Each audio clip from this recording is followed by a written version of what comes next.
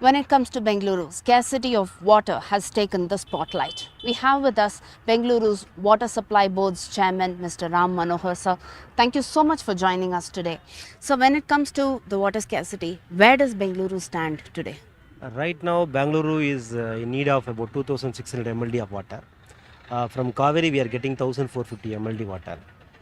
Remaining 1200 mld water coming from the borewells actually, both private borewells and public borewells. Right now, due to rainfall shortage, there is a depletion of groundwater, which is borewell water. Due to that, there is a shortage in the overall water situation. But as of now, for Kaveri water, there is no shortage. But what happened due to borewell depletion, there is a high pressure on the Kaveri water. So supply is little shortage is there. But we are very hopeful and very confident that this supply shortage is temporary, and we are working at it. And definitely, Bangalore has a stable future. So what do you think will be the measures that will be taken in terms of conserving water? One is I see the introduction of fines. Yeah, basically the drinking water is very first priority for the human beings. So at this time of summer and drought situation, we want responsible citizens and their responsibility, and we request them to use the water very judiciously for the most required purpose. And the people who are having excess supply of water like Kaveri water or borewell water, they should also use it judiciously, because groundwater also important for the current juncture. So that water should be used specifically for the drinking and very important purposes, instead of using it for gardening or washing the vehicles or some other non-important purposes.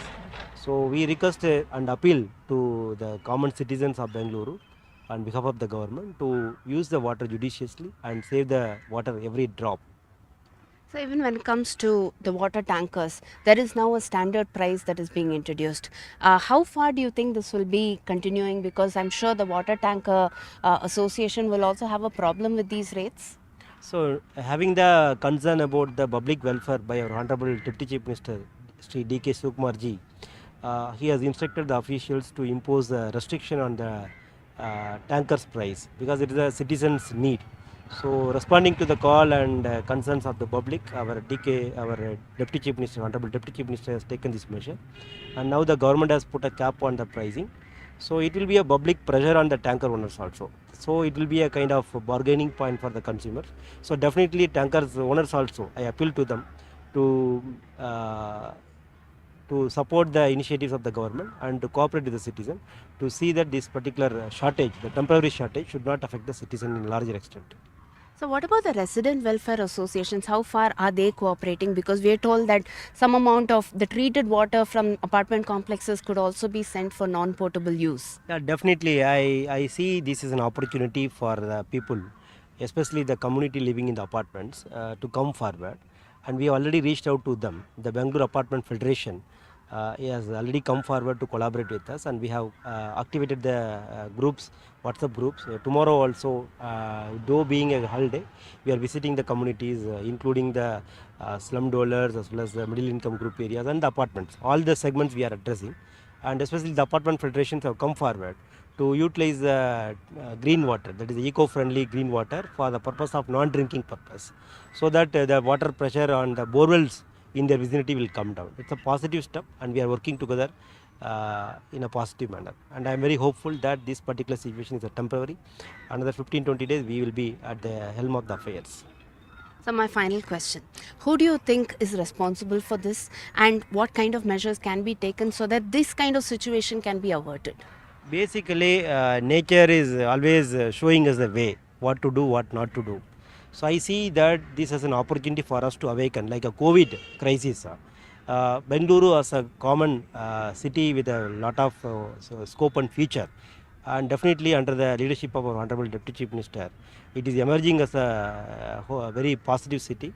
And this is a time for all of us to work together to see that the rainwater getting percolated down to the groundwater, and we also use the treated recycled water for the non-drinking purposes, and thereby we will arise to the situation. And definitely nature is the biggest teacher, which teaches us a lesson to be learned for the future. So I'm sure there will be some amount of innovative approaches too that you would be adopting in terms of handling this crisis in Bengaluru.